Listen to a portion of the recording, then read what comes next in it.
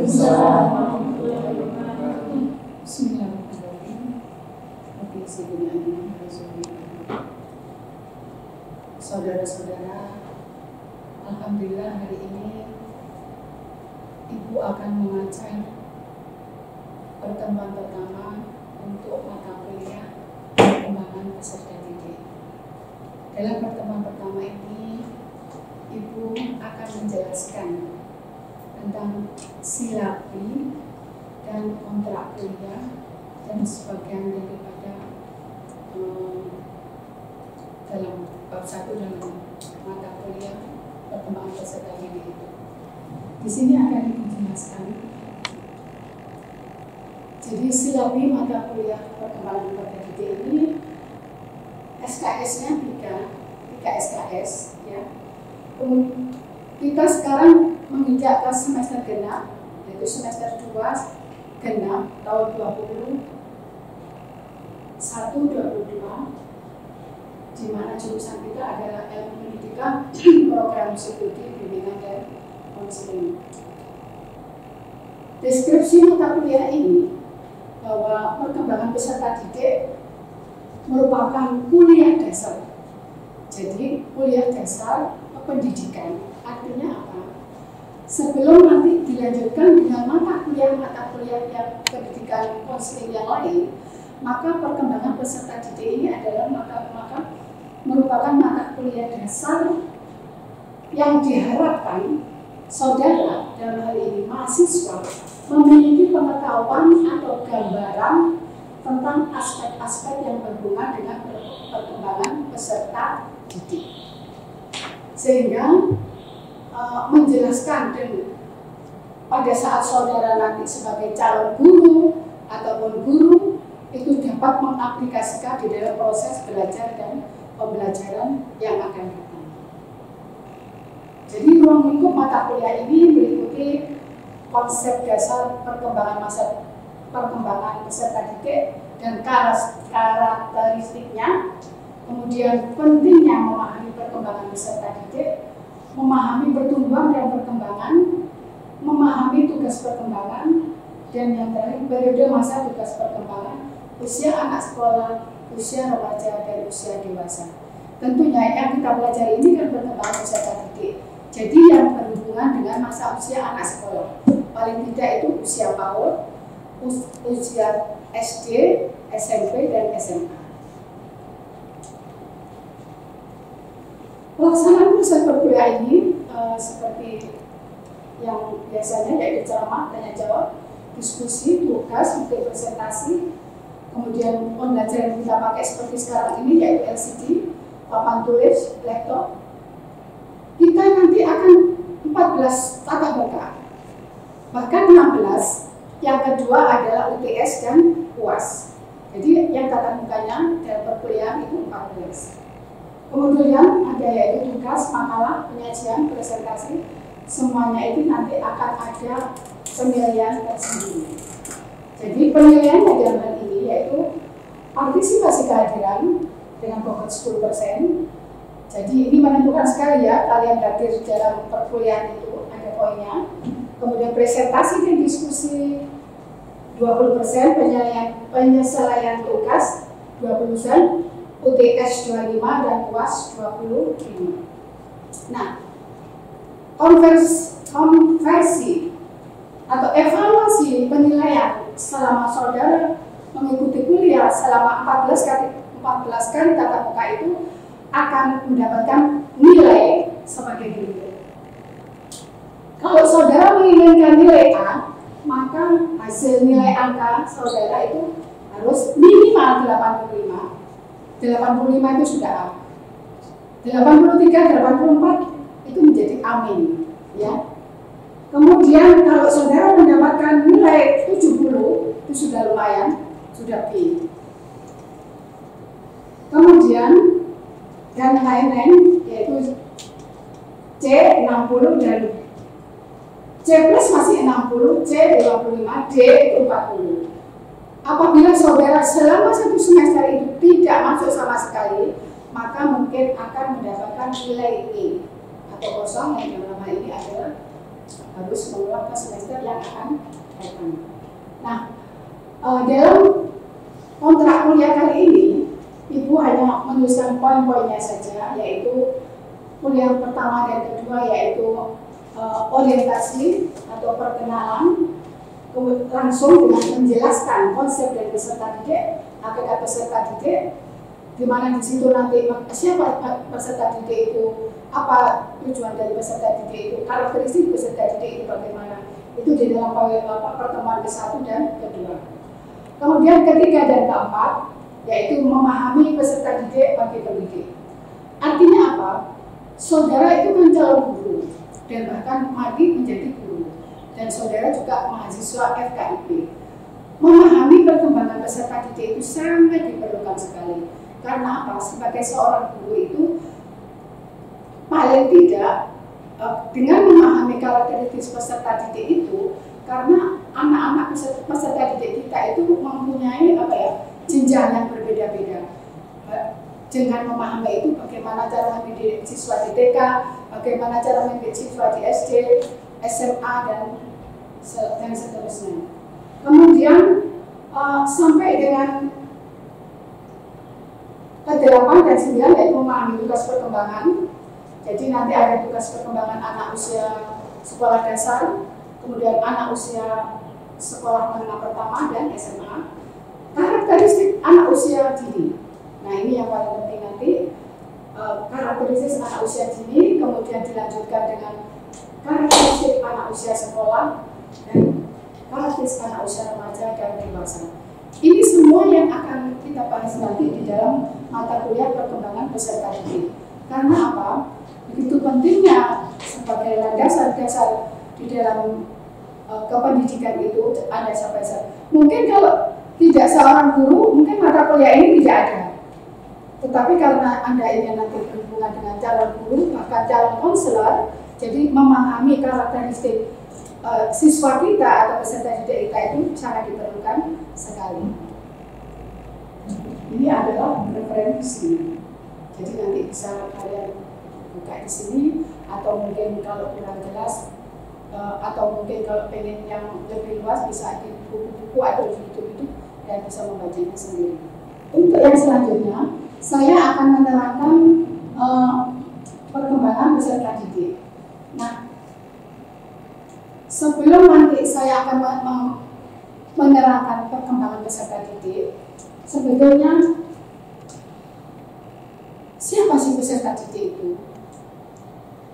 Peserta didik di dalam kependidikan Belajar Indonesia itu adalah menggantikan nama atau istilah daripada siswa, murid, atau mungkin dalam bahasa asingnya student ya.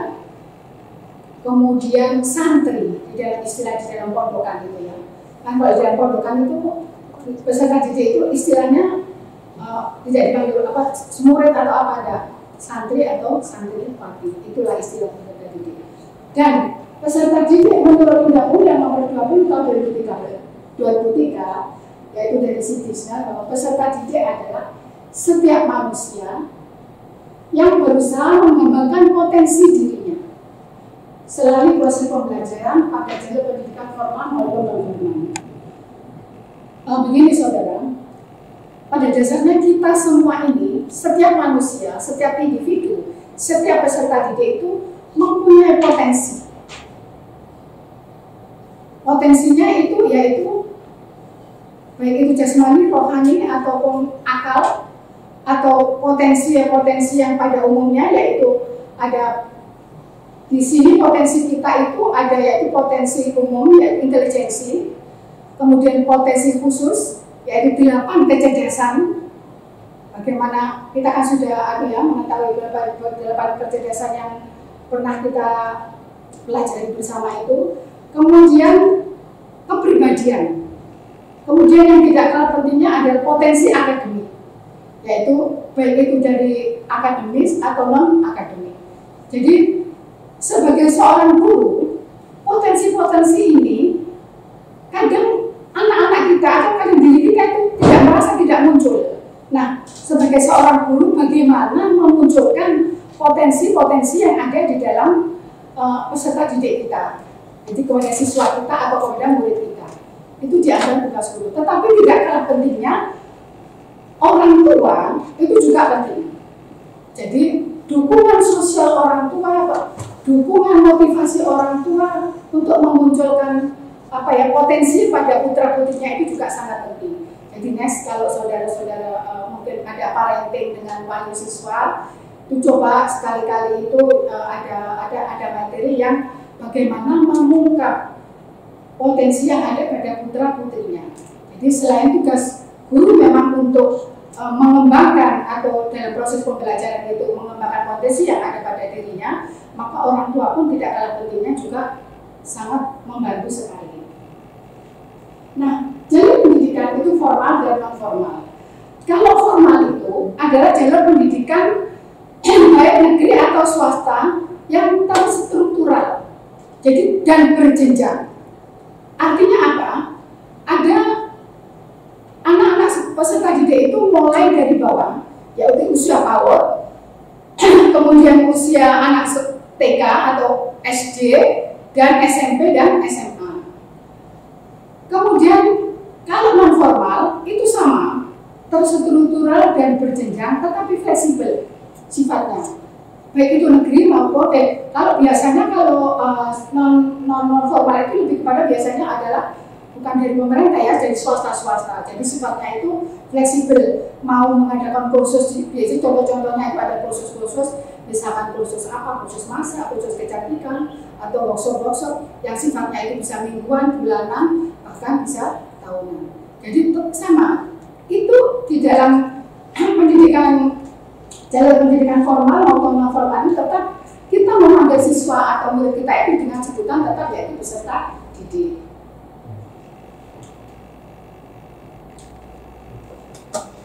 Karakteristik peserta didik, bahwa peserta didik adalah menurut ahli psikologi, anak adalah individu yang sedang berkembang baik jasmani maupun rohani.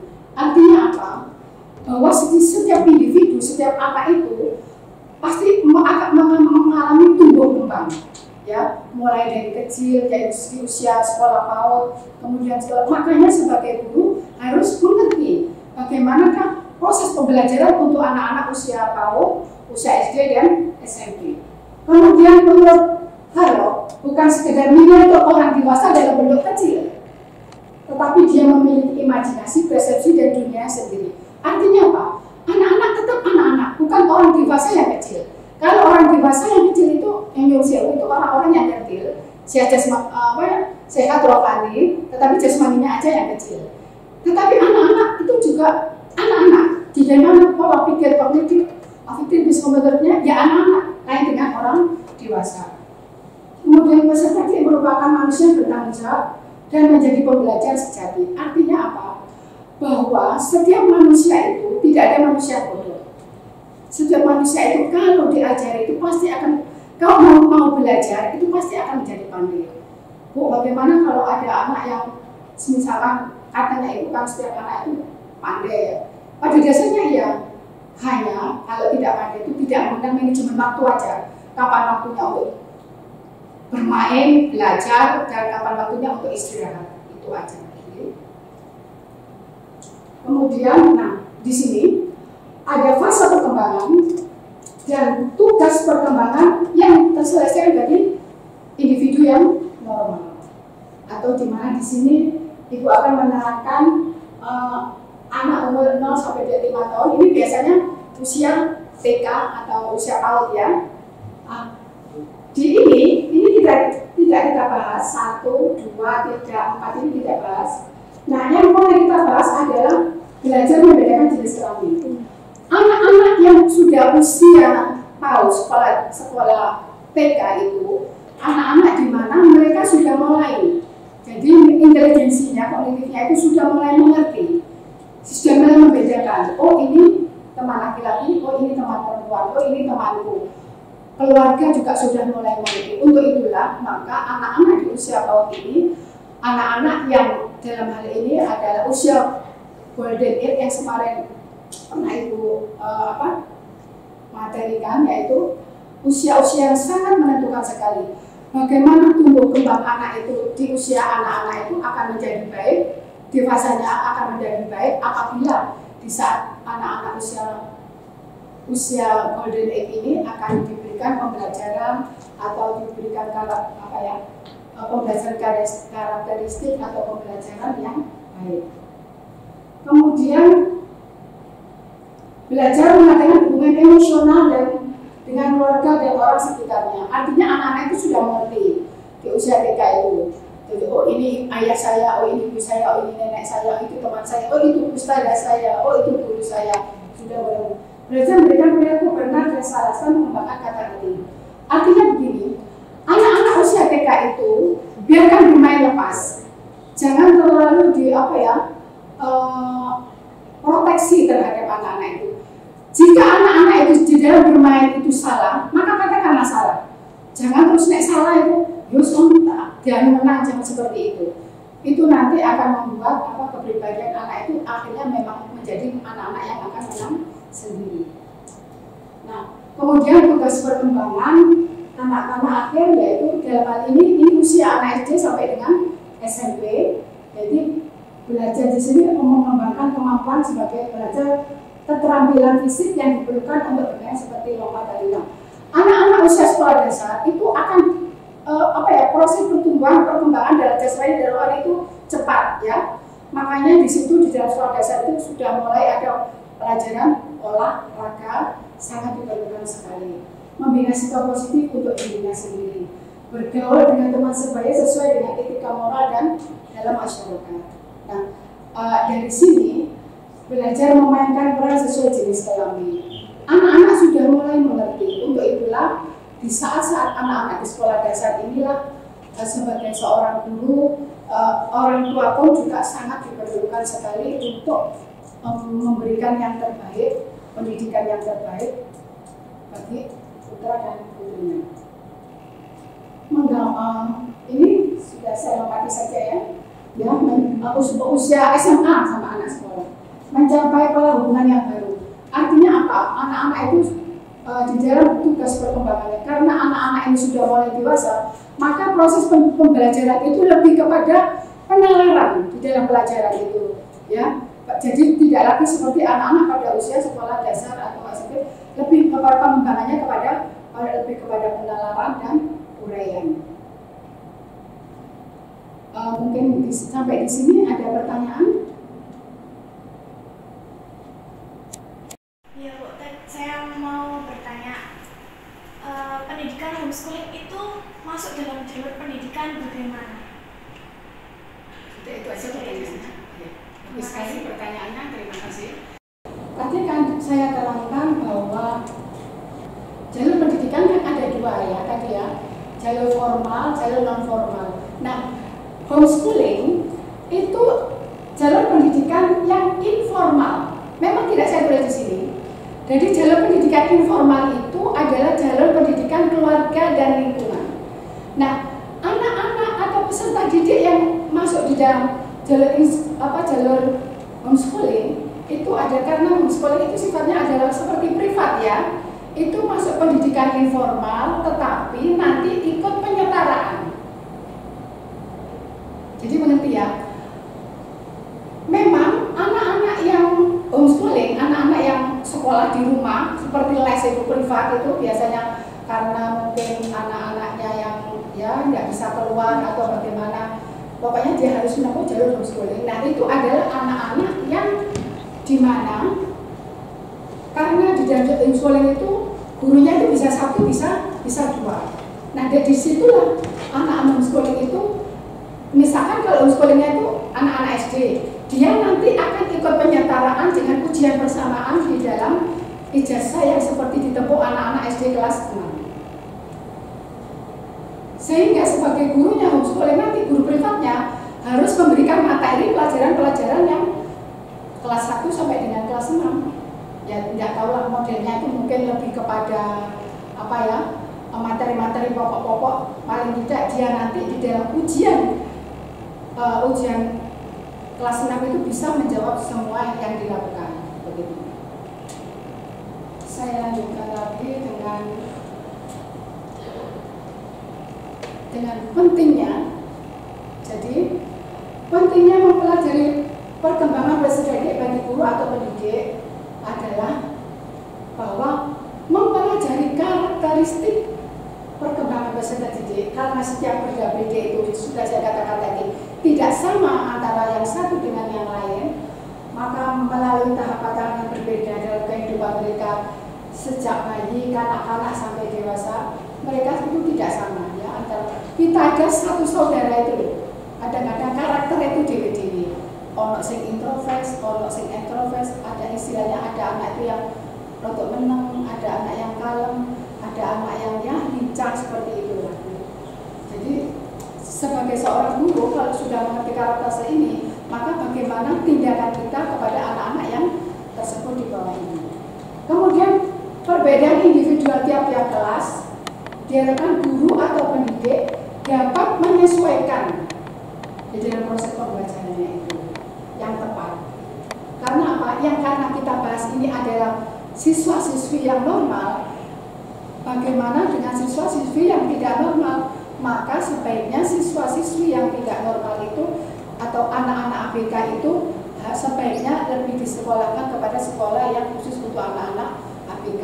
Karena anak-anak ABK yang kalau disekolahkan sama dengan jalur normal, maka anak-anak ini akan kasihan anaknya, juga kasihan gurunya.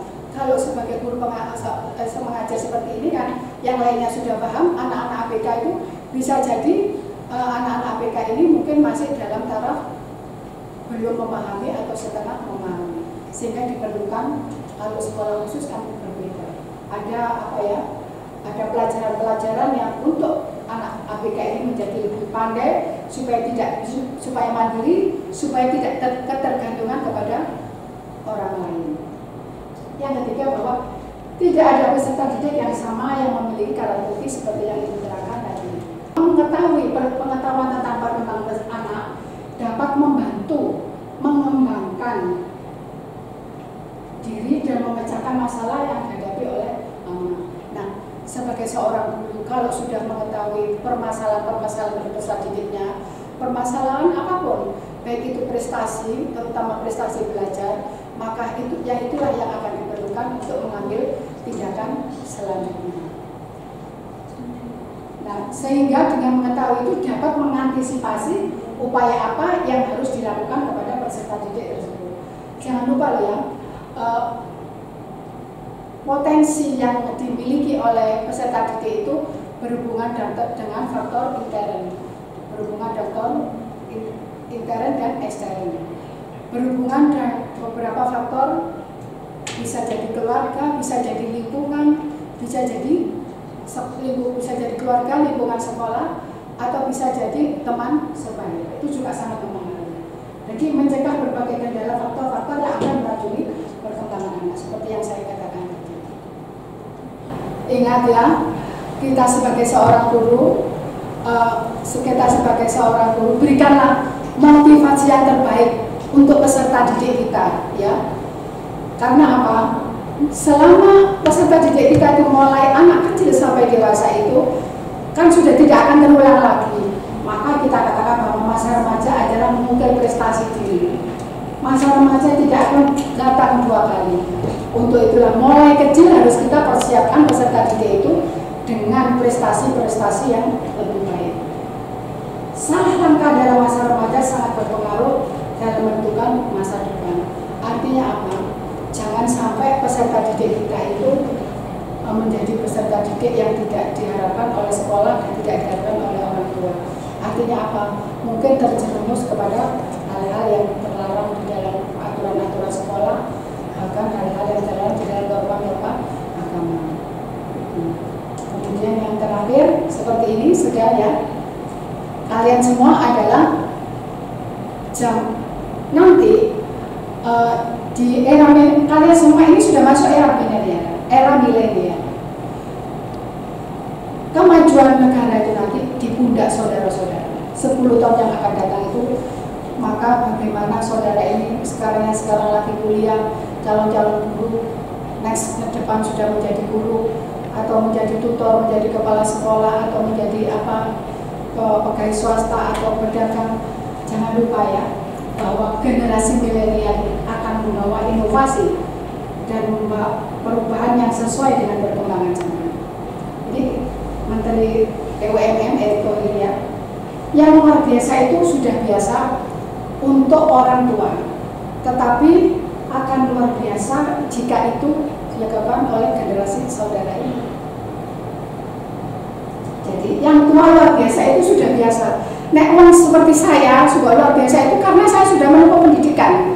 Tetapi Anda yang masih milenial, lebih pandai, lebih cerdas, lebih tua dari saya, itu sudah memiliki apa ya, segudang pengetahuan, segudang ilmu, segudang apa, pokoknya lebih pandai. Itulah yang luar biasa karena saudara masih muda. Itu yang kami harapkan. Jadi mudah-mudahan saudara-saudara semua bisa menjadi generasi muda yang luar biasa, yang membanggakan untuk saudara sendiri, untuk keluarga sendiri, terutama orang tua Anda sendiri nanti, terutamanya untuk bangsa dan negara.